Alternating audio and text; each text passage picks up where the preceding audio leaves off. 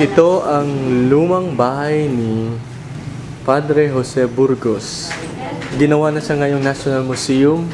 Marami pong mga larawan na nandito. Ito po ang Cagayan, Ilocos Sur. Ito naman ang Santa Maria Church. Pag may oras, pwede naming madaanan ito. Ito naman ang Santa Maria Town during 1898. Imagine.